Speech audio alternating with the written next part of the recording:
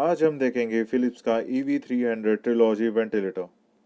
Ventilator को चालू करने के लिए राइट में जो बटन दिया हुआ है उसको आप दबाइए तो वेंटिलेटर शुरू हो जाएगा। न्यू पेशेंट पे दबाने के बाद आपको सेटिंग्स मिलेंगी, तो उसमें जो पेशेंट के पैरामीटर्स है, जो प्रिस्क्रिप्शन के वैल्यूज़ है जो आपको वेंटिलेटर में सेट करना है वो आप डाल सकते हैं। चेंज करने के बाद एक बार एक्नॉलेज करना पड़ेगा आपको। अगर आपका सर्किटरी कम्प्लीटली रेडी है पेशेंट पे लगाने के लिए, सब जितने भी चीज़ें हैं वो सब सही है, तो आप स्टार्ट वेंटिलेशन दबा के आप वेंटिलेशन शुरू कर सकते हैं। और अगर आपको लगता है कि नहीं कुछ अलग चेंजेस करने हैं पैरामीटर्स को, तो आप ये सेटिंग का बटन दबा के कोई भी पैरामीटर आप जो है आप चेंज कर सकते हैं। जैसा कि आप देख सकते हैं जो भी बटन को हम दबा रहे हैं वो नीले कलर के रंग में है और ये उभरा हुआ है, और जो भी सेटिंग है वो आपके नीचे में दिया हुआ है। यहाँ से आप सर्किट का टाइप, सर्किट का साइज और ह्यूमिडिफिकेशन बदल सकते हैं। सर्किट के बाद आप मोड्स का बटन आपको दबाना पड़ेगा। मोड का बटन दबाने के बाद आपको जो वेंटिलेशन का ऑप्शन आपको चाहिए वो आप नीचे से सिलेक्ट कर सकते हैं। आपको मोड्स एवैप्स चाहिए तो आपको ये ध्यान रखना पड़ेगा कि सर्किट पैसिव हो। आपको एवैप्स ST, PSV और AC/PC मोड में मिल जाएगा। अब हम लोग कुछ सेटिंग्स चेंज करेंगे, जैसे प्रेशर कंट्रोल में मैक्स और मिनिमम का कंट्रोल, अधिकतम और न्यूनतम दबाव का कंट्रोल इससे कर सकते हैं। आपको देखो राइट और लेफ्ट में जो स्केल पे जो चीज़ें दिख रही है वहाँ से आप लोग चेंज कर सकते हैं। ठीक है, उसके बाद सेट होने के बाद एक्सेप्ट कीजिए और स्टार्ट वेंटिलेशन दबाएंगे। जब स्टार्ट वेंटिलेशन दबाएंगे तब वेंटिलेशन चालू होगा। और जैसे आपने मोड्स में किया था वैसे ही अलार्म्स का सेटिंग्स है।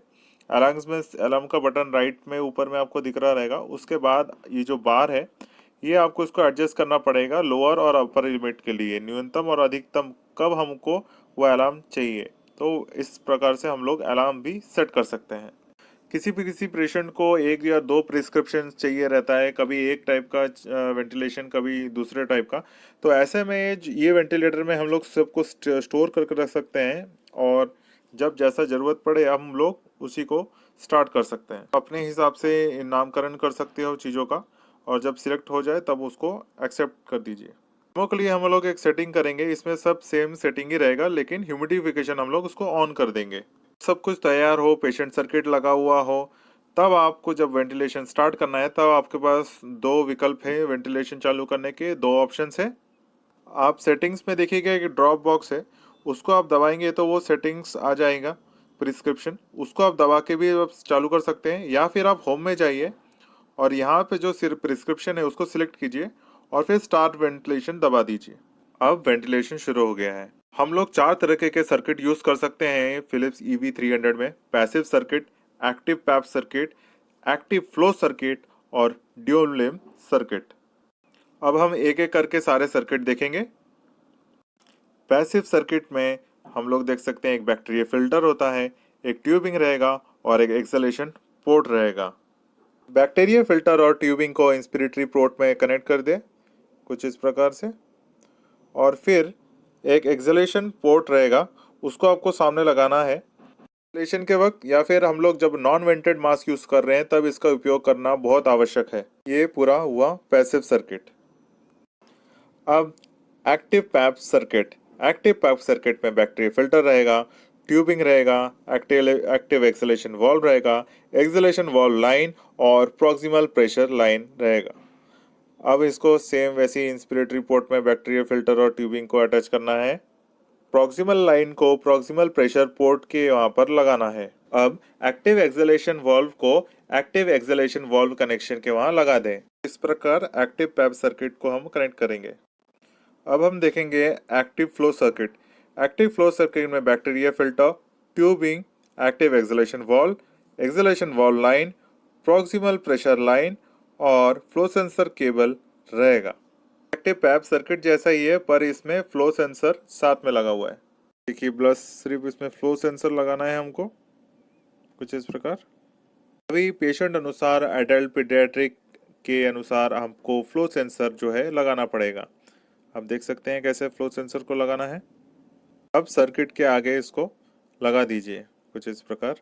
ये एक्टिव फ्लो सर्किट कंप्लीट हो गया। अब हम देखेंगे dual limb circuit. Dual limb circuit में इंस्पिरेटरी लिम्ब रहेगा, एक्सपिरेटरी लिम्ब रहेगा, और दो बैक्टीरिया फिल्टर्स के साथ एक proximal pressure line, flow sensor और केबल और साथ में डुअल लिम एक्सलेशन वॉल्व भी रहेगा। इंस्पिरेटरी एंड के वहाँ पर बैक्टीरिया फिल्टर पहले लगाएं, फिर उसके बाद इंस्पिरेटरी ब्लू लिम को वहाँ पर लगा दीजिए। प्रॉक्सिमल लाइन को प्रॉक्सिमल प्रेशर पोर्ट के वहाँ पर लगा दीजिए। अब अंदर की तरफ ड्यूअल लिम एईवी को अटैच कर दीजिए। अब अटैच करने के बाद आपको एक बैक्टीरिया फिल्टर लगाना पड़ेगा। उसके बाद जो एक्सपिरेटरी लिम है उसको कनेक्ट कर दीजिए। अब फ्लो सेंसर कनेक्टर के वहाँ पर इंसर्ट कर दीजिए नॉच मैच करके।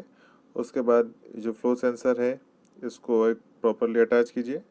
ये एक ही तरफ अटैच हो पाएगा तो आपको मिस एंड मैच ऐसा कभी प्रॉब्लम नहीं आएगा। फिर आपको ये ट्यूब के फ्रंट एंड में लगा देना है। तो ये रहा ड्यूल लिम सर्किट का सेटअप। अब देखेंगे विंडो सेटअप।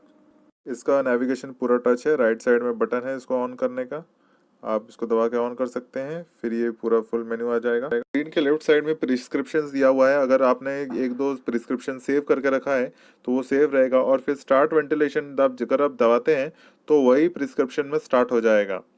एक दो आपका प्रिस्क्रिप्शन है तो नंबर ऑफ प्रिस्क्रिप्शन जो है वो इसमें सेव कर सकते हैं।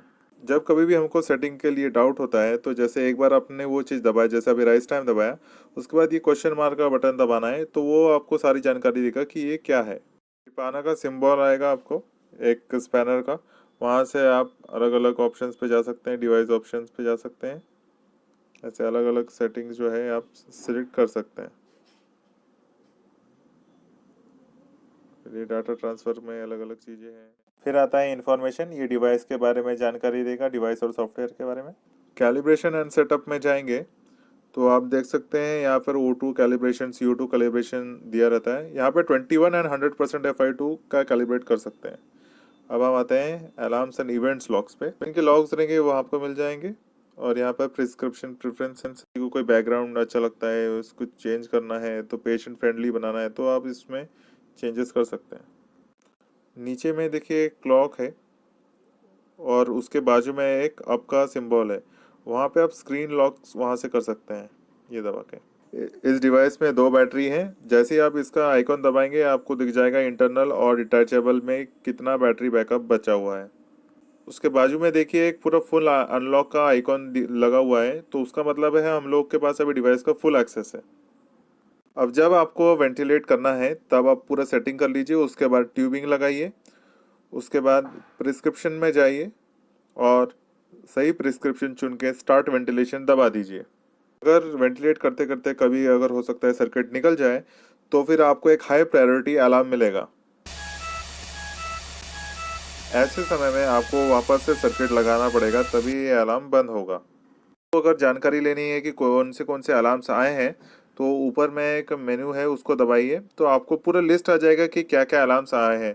और आपको अलार्म हटाने के लिए जो पुराना आगे चले गए हैं रीसेट दबाइए, चला चला। इसमें एक अलार्म साइलेंस का भी बटन है जिसको आप दबा के अलार्म को कुछ देर के लिए बंद कर सकते हैं। इस वेंटिलेटर में अलग अलग डिस्प्ले पैटर्न है, किसी को अगर जैसे बार ग्राफ ज़्यादा देखना है या फिर दूर से ज़्यादा नंबर्स देखने हैं या फिर आपको ग्राफ देखना है तो उस हिसाब से ज़रूरतों के हिसाब से हम डिस्प्ले का पैटर्न जो है ये सिलेक्ट कर सकते हैं। हम व्यूज का ऑप्शन यूज करके अलग अलग डिस्प्ले पैटर्न सिलेक्ट कर सकते हैं। इसके बाद आपको अगर लगता है कि अभी प्रिस्क्रिप्शन चेंज करना है तो देखिए राइट साइड टॉप में दबा प्रेस करना है। उसके बाद हम लोग प्रिस्क्रिप्शन को चेंज कर सकते हैं, ये मैसेज पढ़िए और उस हिसाब से हम लोग को देखना है कि सब चीज़ें है कि नहीं। फिर ही आप जो है प्रिस्क्रिप्शन चेंज कीजिए, ट्यूबिंग देख लीजिए आप कौन सा लगाए हैं, फिर ही ये सब कीजिएगा। बटन को वापस दबाएंगे तो स्टैंड बाय या पावर ऑफ का ऑप्शन देगा, स्टैंड बाय दबाएंगे तो वेंटिलेशन बंद हो जाएगा, डिवाइस स्टैंड बाय पे रहेगा। अगर आपको कस्टमाइज्ड बैकग्राउंड चाहिए लिमिटेड एक्सेस वाला तब आपको क्या करना है, इस पैनल का सिंबल दबा के डिवाइस ऑप्शंस में जाना है, फिर जो है यहाँ पर जो मेनू चेंज कर देना है। अब आप देखेंगे होम स्क्रीन में जाके कि बैकग्राउंड जो है लिमिटेड एक्सेस में चेंज हो गया है। और कभी आपको लगे कि तुरंत हमको फुल एक्सेस चाहिए तो क्लॉक और अलार्म साइलेंस की को 5 सेकंड तक दबा के रखिए। जैसे ही 5 सेकंड आप दबाएंगे एक कंफर्मेशन मैसेज आएगा स्क्रीन पे, आप उसके अनुसार आगे बढ़ सकते हैं। अब कुछ एक्सेसरीज देख लेते हैं कि क्या क्या हमको मिलता है। इसके रूप में आप लोग पोल स्टैंड हो सकता है, detachable battery, air inlet foam filter, USB connector, wheelchair mount, ये सब आप ले सकते हैं एक्सेसरी के हिसाब से। ये वेंटिलेटर में एक फोम फिल्टर रहता है जो कि बाहर की धूल गंदगी से इसको बचाता है। एक एयर इनलेट फोम फिल्टर रहता है जो कि डस्ट से बचाता है। इसको सिर्फ पिंच करके आप बाहर निकाल सकते हैं। नया लगाने के लिए आपको उसको प्लेस करना है और थोड़ा सा एडजस्ट कर देना है। इस वेंटिलेटर में अलग अलग डेटा ट्रांसफ़र का भी ध्यान रखा गया है। जैसे अगर आपको SpO2 या फिर E2CO2 का डेटा आपको वेंटिलेटर में चाहिए। SpO2 देखने के लिए हमको SpO2 का केबल यहाँ पर सामने लगाना पड़ेगा USB कनेक्शन में। अब आप देख सकते हैं कि SpO2 का जो पैरामीटर है वो दिख रहा रहेगा लेफ्ट साइड के विंडो में।